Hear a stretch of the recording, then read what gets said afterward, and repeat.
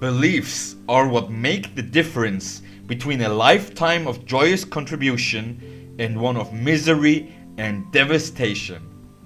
Beliefs are what separate a Mozart from a Manson.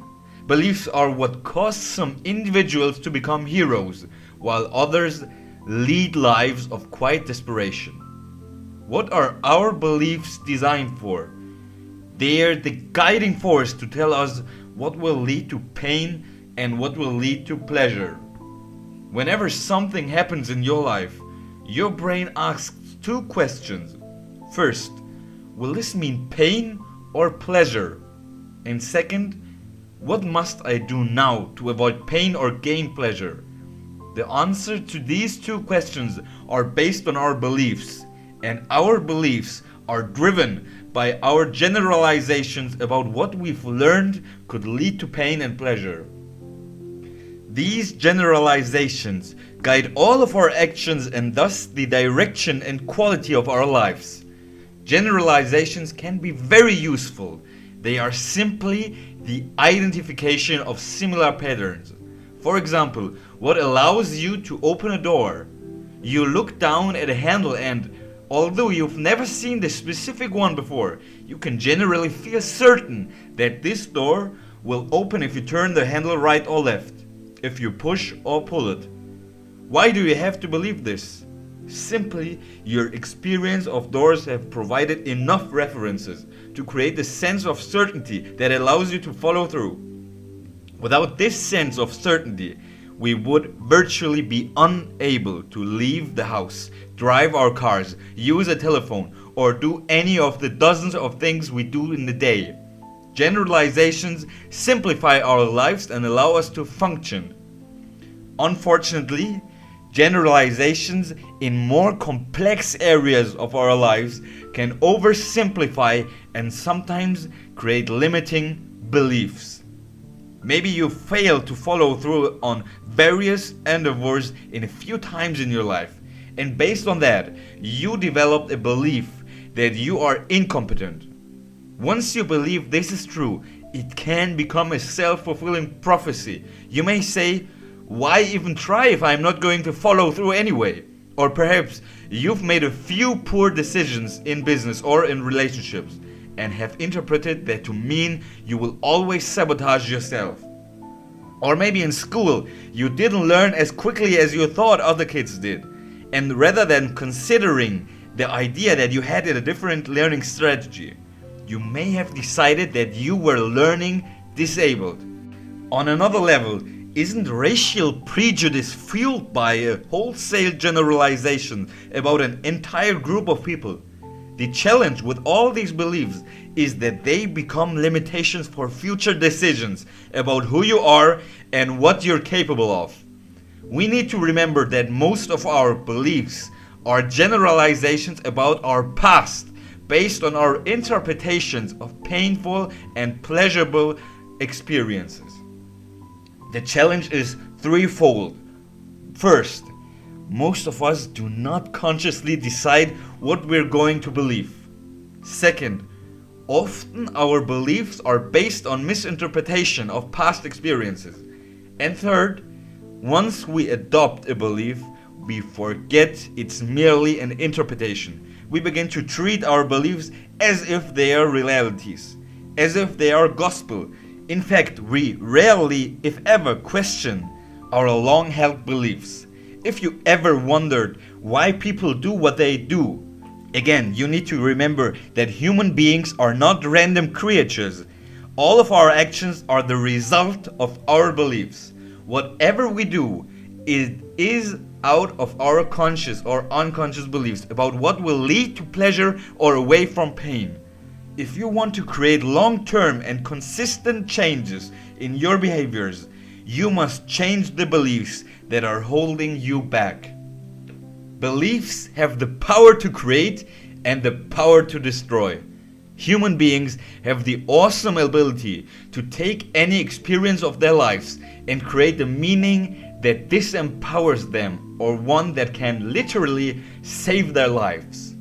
Some people have taken the pain of their past and said, because of this, I will help others. because I was raped, no one else will be harmed again. Or, because I lost my son or daughter, I will make a difference in the world. It's not something they wanted to believe, but rather adopting this type of belief was a necessity for them to be able to pick up the pieces and move on to life, empowering lives. We all have the capacity to create meanings that empower us, but also many of us never tap into it or even recognize it. If we don't adopt the faith that there is a reason for the unexplainable tragedies of life, then we begin to destroy our capacity to truly live. The need to be able to create a meaning out of life's most painful experiences was observed by psychiatrist Viktor Frankl, as he and other Holocaust victims survived the horrors of Auschwitz and other concentration camps. Frankl noted that those special few who were able to make it through this hell on earth shared one thing in common. They were able to endure and transform their experience by finding an empowering and meaning for their pain. They developed the belief that because they suffered and survived, they would be able to tell the story and make certain that no human being would ever suffer this way again. Beliefs are not limited to impacting our emotions or actions. They can literally change our bodies in a matter of moments. I had the pleasure of interviewing Yale professor and best-selling author Dr. Bernie Siegel. As we begin to speak about the power of belief, Bernie shared with me some of the research he'd done on people with multiple personality disorders. Incredibly, the potency of these people's belief that they had become a different person resulted in an unquestioned command to their nervous system to make measurable changes in their biochemistry. The result? Their bodies would literally transform before the researcher's eye and they begin to reflect a new identity at a moment's notice. Studies document such remarkable occurrences as patients' eye color actually changing as their personality changes, or physical marks disappearing and reappearing. Even diseases such as diabetes or high blood pressure come and go depending on the person's belief as to which personality they are manifesting. Beliefs even have the capacity to override the impact of drugs on the body. While most people believe that drugs heal, studies have begun to bear out what many others have suspected for countries. Our beliefs about the illness and its treatment play a significant role, maybe an even more significant role than the treatment itself. Dr. Henry Beecher from the Harvard University has done extensive research that clearly demonstrate that we often give credit to a drug when in reality it's the patient's belief that makes the difference. One demonstration of this was a groundbreaking experiment in which 100 medical students were asked to participate in testing two new drugs. One was described to them as a super stimulant in a red capsule, and the other as a super tranquilizer in a blue capsule. Unbeknownst to the students, the contents of the capsules had been switched.